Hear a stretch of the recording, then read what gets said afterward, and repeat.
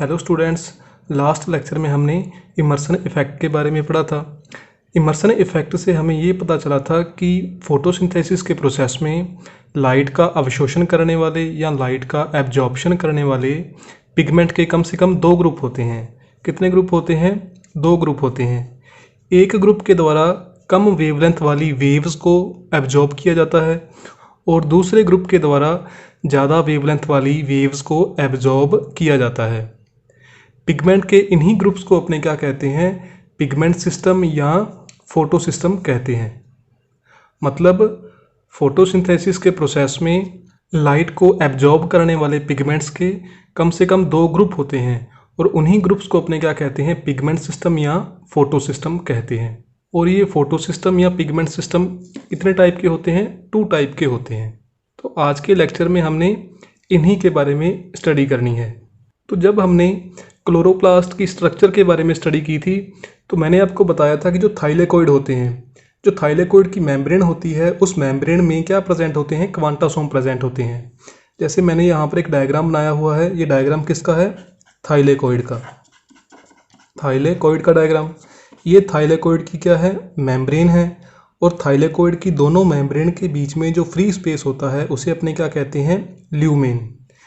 इस free space को अपने उसी प्रकार समझ सकते हैं जैसे अपने घरों में जो पाइप होती है उस पाइप के बीच में भी फ्री स्पेस होता है। उसी प्रकार थाइलेकोइड की दोनों मेम्ब्रेन के बीच में भी क्या होता है? फ्री स्पेस होता है और उस फ्री स्पेस को अपने क्या कहते हैं? ल्यूमेन कहते हैं।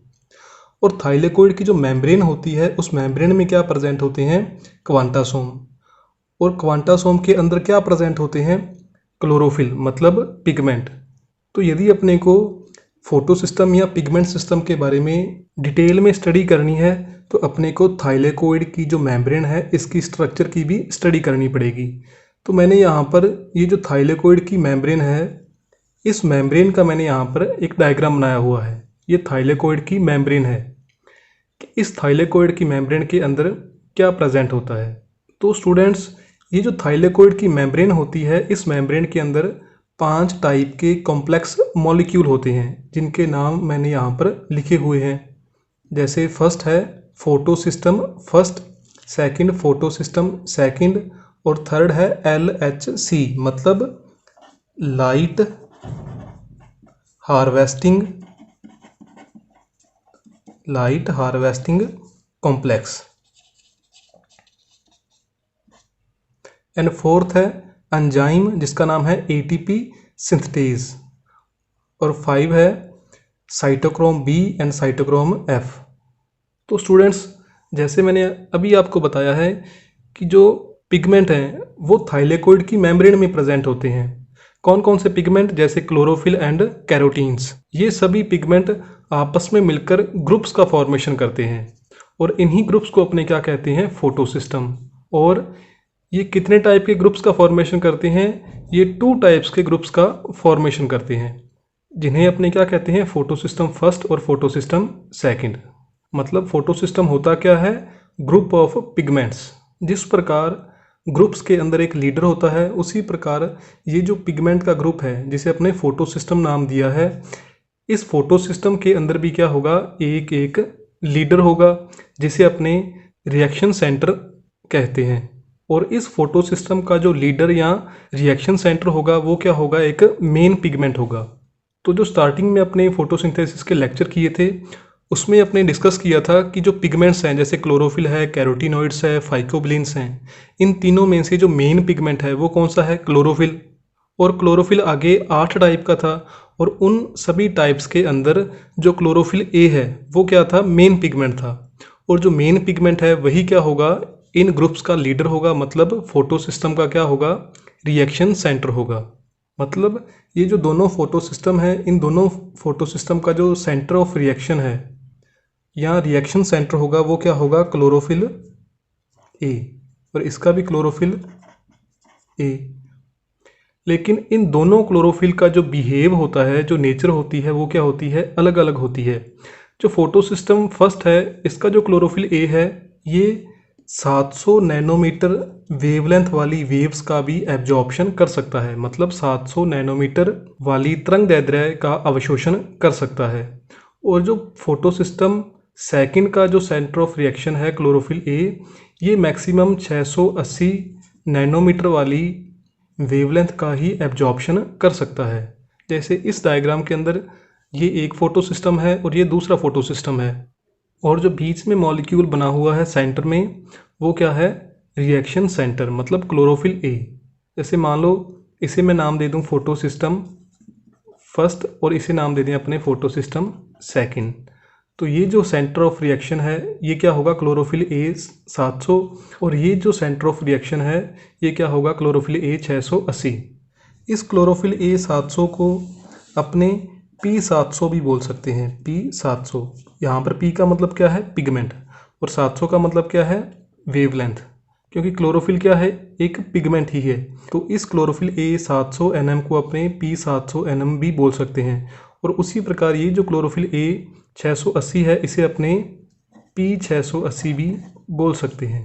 फोटोसिंथेसिस के प्रोसेस में जब लाइट आएगी, जब फोटोन आएंगे, तो साइड में जितने भी ये पिगमेंट हैं, ये पिगमेंट इस सारी एनर्जी को एब्जॉर्ब करेंगे, लेकिन एंड के अंदर वो एनर्जी किसके पास में आ जाएगी, जो मेन पिगमेंट है, मतलब P700 और P680 के पास। और जो फोटो सिस्टम फर्स्ट है इसका जो रिएक्शन सेंटर है ये कौन है, P700, मतलब जो फोटो सिस्टम फर्स्ट है ये P700 nm की वेवलेंथ को भी एब्जॉर्ब कर सकता है। और जो फोटो सिस्टम सेकंड है इसका रिएक्शन सेंटर कौन है, P680, मतलब ये सिर्फ 680 nm वेवलेंथ वाली वेव्स को ही एब्जॉर्ब कर सकता है। 680 से ऊपर वाली जो वेव्स हैं उनका एब्जॉर्प्शन नहीं कर सकता। थर्ड जो कॉम्प्लेक्स मॉलिक्यूल है वो है light harvesting complex. Light harvesting complex जो मैंने यहाँ पर शो किए हुए हैं, ये भी स्टूडेंट पिगमेंट के ग्रुप्स ही होते हैं, लेकिन इन ग्रुप्स के अंदर वो पिगमेंट होते हैं जो फोटो सिस्टम का पार्ट नहीं होते, जो इंडिपेंडेंट होते हैं, जो स्वतंत्र होते हैं।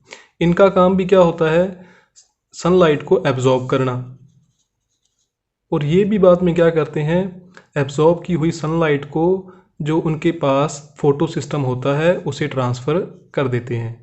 मतलब इनके द्वारा भी जो एब्जॉर्ब की हुई जो एनर्जी है वो किसके पास आ जाती है, रिएक्शन सेंटर के पास, मतलब P700 के पास या P680 के पास।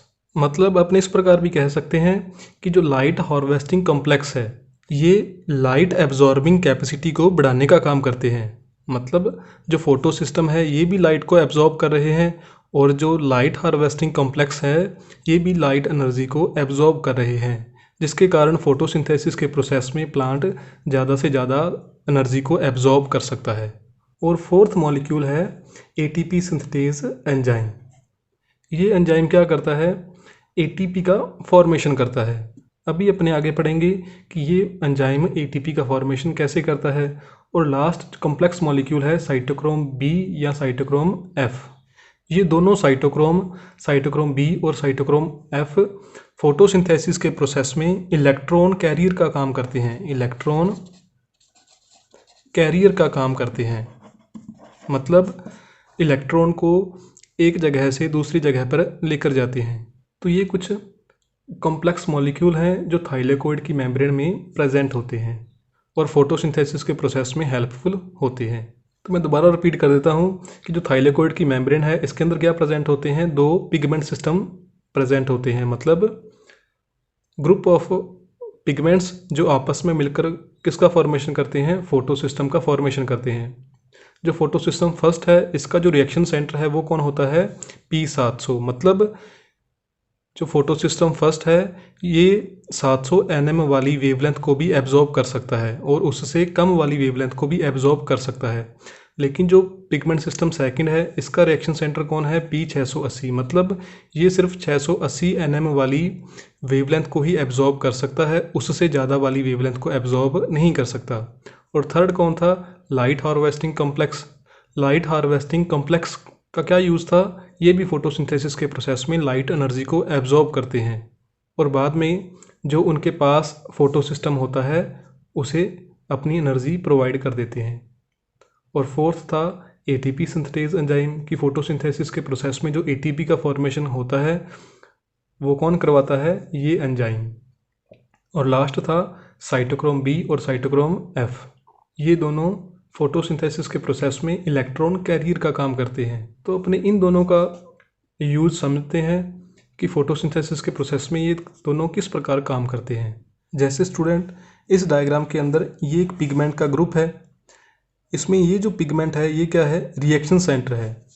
ये क्या है, रिएक्शन सेंटर।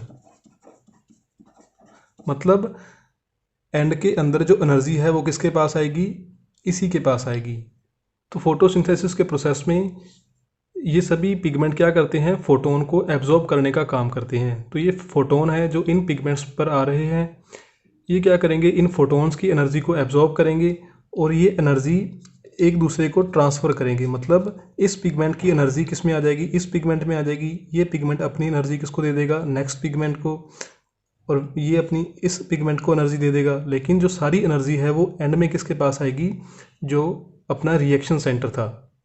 वो P700 भी हो सकता है, वो P680 भी हो सकता है। ये अपने जब फोटोसिंथेसिस का मैकेनिज़्म पढ़ेंगे तब अपने को समझ में आएगा। लेकिन एंड में एनर्जी किसके पास में आएगी, रिएक्शन सेंटर के पास। तो ये जो क्लोरोफिल का मॉलिक्यूल है जो कि रिएक्शन सेंटर का काम कर रहा है, ये इस एनर्जी को एब्जॉर्ब करके क्या आ जाएगा, एक्साइटेड स्टेज में आ जाएगा। और एक्साइटेड स्टेज में आने के कारण इससे इलेक्ट्रॉन बाहर निकल जाएंगे और ये इलेक्ट्रॉन किसके पास जाएंगे, इलेक्ट्रॉन एक्सेप्टर के पास जाएंगे या इलेक्ट्रॉन ग्राही के पास जाएंगे। किसके पास जाएंगे, इलेक्ट्रॉन एक्सेप्टर के पास जाएंगे।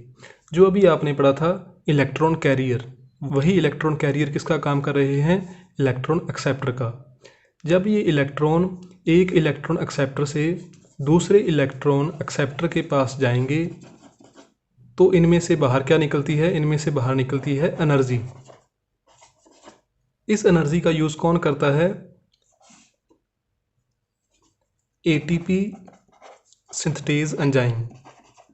एटीपी सिंथेटेज एंजाइम इस एनर्जी का यूज़ करता है और वो एडीपी प्लस इनऑर्गेनिक फॉस्फेट के साथ मिलाकर किसका फॉर्मेशन कर देता है, एटीपी का फॉर्मेशन कर देता है। और इस प्रकार फोटोसिंथेसिस के प्रोसेस में प्लांट एटीपी का फॉर्मेशन करते हैं। दोबारा फिर रिपीट करते हैं कि क्लोरोफिल का मॉलिक्यूल फोटोसिंथेसिस के प्रोसेस में इस एनर्जी को एब्जॉर्ब करके क्या आ जाएगा, एक्साइटेड स्टेज में आ जाएगा। एक्साइटेड स्टेज में आने के कारण वो इलेक्ट्रॉन अपने में से बाहर निकालेगा। इन बाहर निकले हुए इलेक्ट्रॉनों को कौन ग्रहण करेगा, इलेक्ट्रॉन एक्सेप्टर। और जब ये इलेक्ट्रॉन एक इलेक्ट्रॉन एक्सेप्टर से या एक इलेक्ट्रॉन ग्राही से दूसरे इलेक्ट्रॉन ग्राही के पास जाएंगे तो उनमें से बाहर क्या निकलेगी, एनर्जी बाहर निकलेगी। ये एनर्जी एडीपी और इनऑर्गेनिक फॉस्फेट के साथ मिलकर किसका फॉर्मेशन करती है, एटीपी का फॉर्मेशन करती है। और यहाँ पर एंजाइम कौन होता है, एटीपी सिंथेटेज एंजाइम। तो इस प्रकार एटीपी के फॉर्मेशन होने को अपने क्या कहते हैं, फॉस्फोराइलेशन। फॉस्फोराइलेशन या फास्फेटीकरण। बायोलॉजी के अंदर या प्लांट फिजियोलॉजी के अंदर जहाँ पर भी एटीपी का फॉर्मेशन होगा तो उस एटीपी के फॉर्मेशन को अपने क्या बोलेंगे, फास्फोरिलेशन। लेकिन यहाँ पर जो एटीपी का फॉर्मेशन हो रहा है वो कौन से प्रोसेस में हो रहा है, फोटोसिंथेसिस के प्रोसेस में, मतलब लाइट की प्रेजेंस के अंदर। तो जब लाइट की प्रेजेंस में या फोटोसिंथेसिस में एटीपी का फॉर्मेशन होता है तो उसे अपने क्या कहते हैं, फोटोफास्फोरिलेशन या फोटोफास्फेटीकरण। और इस फोटोफास्फोरिलेशन के बारे में सबसे पहले जिस साइंटिस्ट ने बताया था उसका नाम था आर्नोन। कि जब फोटोसिंथेसिस के प्रोसेस में एटीपी बनती है तो उसे अपने क्या कहते हैं, फोटोफास्फोरिलेशन। और फोटोफास्फोरिलेशन के बारे में बताने वाला जो फर्स्ट साइंटिस्ट है वो कौन था, आर्नोन। तो स्टूडेंट्स, ये आपका था फोटोसिस्टम फर्स्ट और फोटोसिस्टम सेकंड, कि फोटोसिंथेसिस के प्रोसेस में ये फोटोसिस्टम किस प्रकार वर्क करता है और फोटोसिंथेसिस के प्रोसेस में हेल्पफुल होता है। अब अपने पढ़ते हैं फोटोसिंथेसिस का मैकेनिज्म।